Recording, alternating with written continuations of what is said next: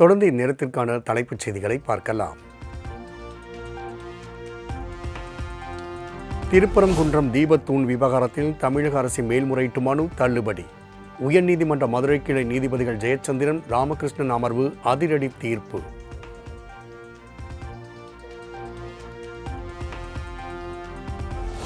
பொங்கல் பண்டிகை முன்னிட்டு அனைத்து அரிசி அட்டைதாரர்களுக்கும் ரூபாய் 3000 ரொக்கத்தோடு கூடிய பரிசு தொகுப்பு வரும் 8ஆம் தேதி சென்னை ஆலந்தூரில் தொடங்கி வைக்கிறார் முதலமைச்சர் மு.க. ஸ்டாலின்.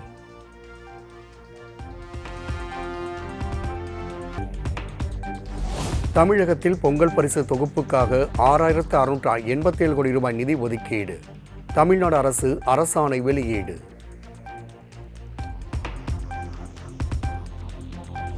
பாமக, தேமுதிக, அமமுக உள்ளிட்ட கட்சிகளை கூட்டணிக்குள் கொண்டு வர வேண்டும். பீகார் மாடலை சுட்டிக்காட்டி அதிமுகவிடம் அமித்ஷா திட்டவட்டம்.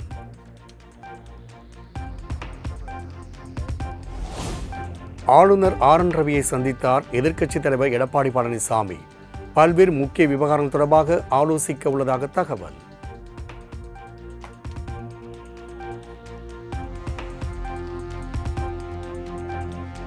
சென்னையில் ஆபரண தங்கம் விலை சவரனுக்கு 560 ரூபாய் உயர்ந்து 1,02,640 விற்பனை. கிராமுக்கு 70 ரூபாய் அதிகரித்து 12,830 விற்பனை செய்யப்படுகிறது.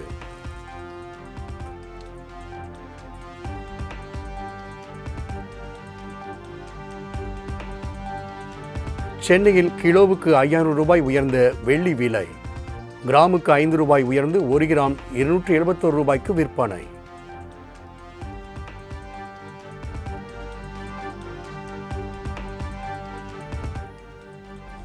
வங்கக்கடலில் உருவான குறைந்த காற்றழுத்த தாழ்வு அந்த காற்றழுத்த தாழ்வு பகுதியாக வலுப்பெற்றது. அடுத்த 48 மணி நேரத்தில் இது மேற்கு வடமேற்கு திசையில் தென்மேற்கு வங்கக்கடல் பகுதி நோக்கி நகரக்கூடும் என வானிலை ஆய்வு மையம் கணிப்பு.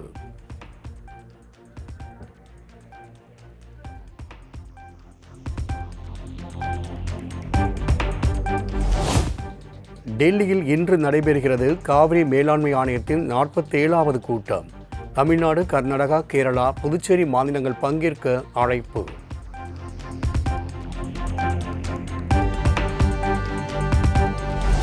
பொருளாதாரத்தில் தமிழ்நாடு டபுள் டிஜிட் என சொல்லும் அளவுக்கு வளர்ச்சி கண்டுள்ளதாக முதலமைச்சர் மு.க. ஸ்டாலின் பெருமிதம்.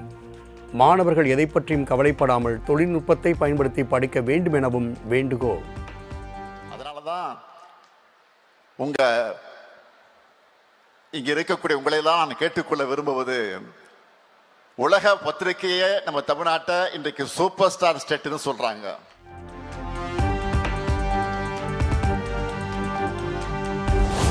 அதிமுக ஆட்சியில் அதிக முதலீடு ஈர்க்கப்பட்டுள்ளதாக இபிஎஸ் பெருமிதம். திமுக ஆட்சியில் ஈர்க்கப்பட்ட முதலீடு குறித்து வெள்ளை அறிக்கை வெளியிட தயாரா எனவும் முதலமைச்சருக்கு கேள்வி.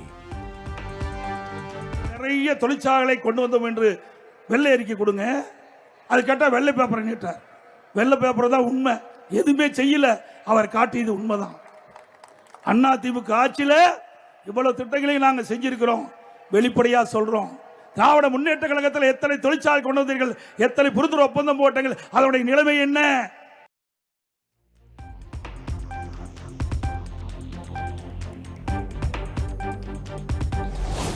அறிவியலும் தொழில்நுட்பமும் சேர்ந்து உலகை நம் கைகளுக்குள் கொண்டு சேர்த்து விட்டது. மாணவர்களுக்கு விலையில்லா மடிக்கணினி வழங்கும் விழாவினில் முதலமைச்சர் மு.க. ஸ்டாலின் பேச்சு. தலைப்பல்ல, அதுதான் உண்மை. எதிர்காலமே உங்கள் கையில் தான் இருக்கு. அதை உறக்க சொல்ல உணர்த்ததான் இத்தனை பேர் இந்த விழாவுக்கு வந்திருக்கீங்க.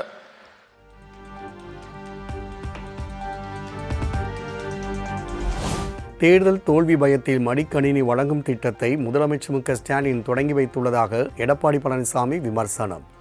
அதிமுக ஆட்சியில் கொண்டுவரப்பட்ட மடிக்கணினி வழங்கும் திட்டத்தை முதலமைச்சரே ஏற்றுக்கொண்டுள்ளதை வரவேற்பதாகவும் பேச்சு.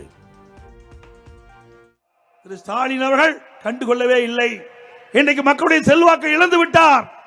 நடைபெறுகின்ற சட்டமன்ற பொதுத் தேர்தலில் தோல்வி அடைந்து விடும் என்ற தோல்வி பயத்திலே இன்றைக்கு அறிவித்திருக்கின்றார். கல்லூரியில் படிக்கின்ற மாணவர்களுக்கு லேப்டாப் கொடுப்பதாக அறிவித்து இன்றைய தினம் அவர் முதற்கட்டமாக அந்த திட்டத்தை அறிவித்து கொடுத்திருக்கின்றார் மாணவர்களுக்கு.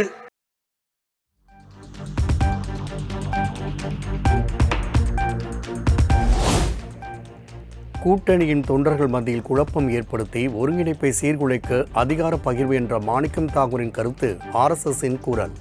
திமுக முன்னாள் MP அப்துல்லா கடும் சாடல்.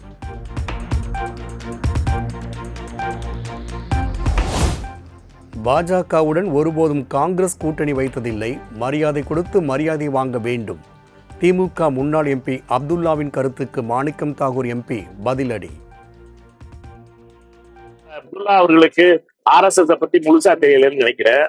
RSS நெஞ்சுக்கு நேரம் எதிர்த்து நிக்கிறவன் காங்கிரஸ்காரன். கோட்சே காலத்துல இருந்து எதிர்த்து நிற்கிறவன். அவங்களோட எந்த காலத்திலயும் சமரசம் பண்ணாதவர்கள். என்னைக்கு மத்திய அரசுல எல்லாம் பங்கு பெற்ற இல்ல காங்கிரஸ் கட்சி. அதனால யார பத்தி பேசுறோம்ங்கிறது தயவு செய்து மரியாதை கொடுத்து மரியாதை வாங்க பார்த்து.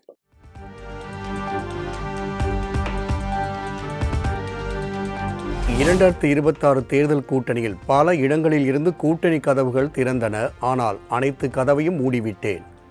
சென்னை சைதாப்பேட்டை நடைபெற்ற கண்டன ஆர்ப்பாட்டத்தில் விசிக தலைவர் திருமாவளவன் பேச்சு.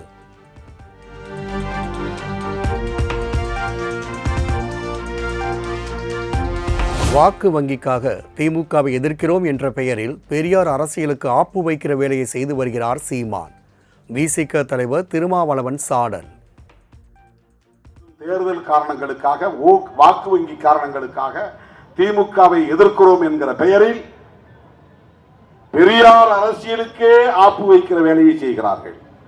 அது திமுகவுக்கும் திகாவுக்கும் மட்டும் பாதிப்பை தராது, விடுதலை சிறுத்தைகள் போன்ற விளிம்பு நிலை மக்கள் இயக்கங்களுக்கும் பெரும் பாதிப்பை ஏற்படுத்தும்.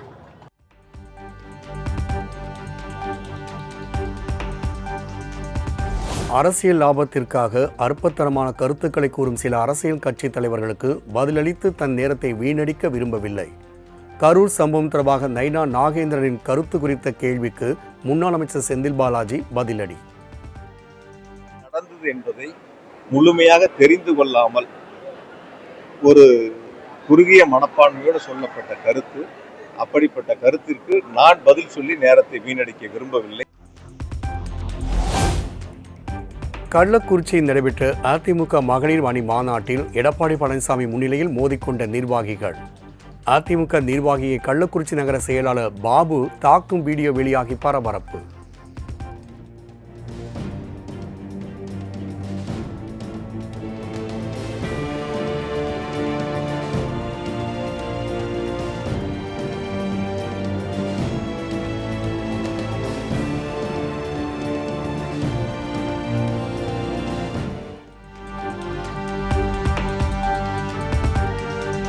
நாமக்கல் அருகே கரும்புகளை கொள்முதல் செய்வதற்கு அதிகாரிகள் வரவில்லை என விவசாயிகள் குற்றச்சாட்டு.